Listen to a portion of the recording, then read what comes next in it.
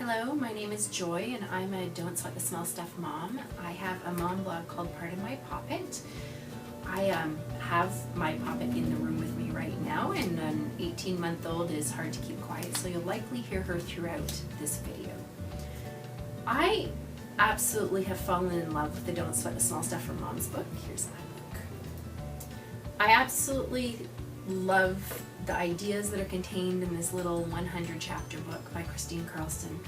I actually haven't read any of the Don't Sweat the Small Stuff books before. I know people who have and who are thrilled with them, but I haven't. This was my first venture into the world of Don't Sweat the Small Stuff, and I must say I'm anything but disappointed. I found contained in the pages of this book things that are applicable to every woman's life, every mother's life, no matter what walk of life you're in. I love the fact that she's able to put herself in everybody's shoes.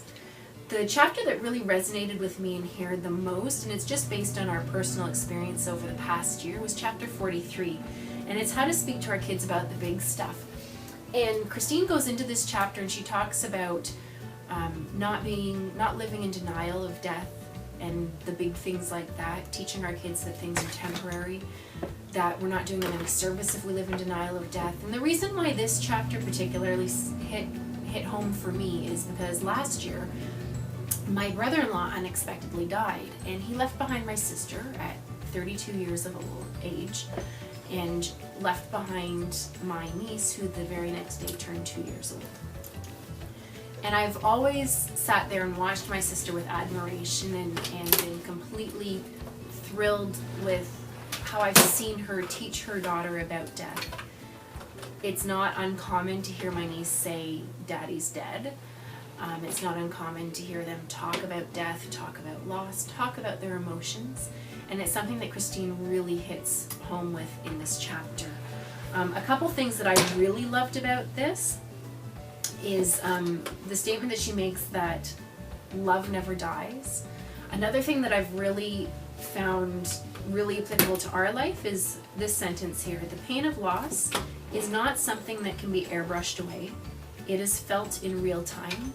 And also she touches on the concept that there's no rescuing anyone from grief, which I've really learned because I've watched my sister have her highs and lows. I've watched her be a single mom instantaneously, not by choice. I've watched her tackle this with poise and grace and most of all courage. And I've really just noticed that there really is no rescuing somebody from the grief. They really have to feel it in their own way, in their own time.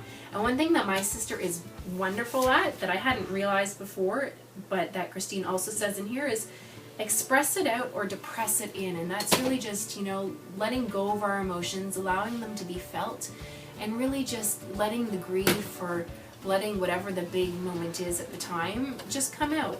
And that actually grief is part of the healing process. It's not actually something that you're healed from. Grief is actually part of that process. So for me, this was a very poignant chapter in our lives at this point.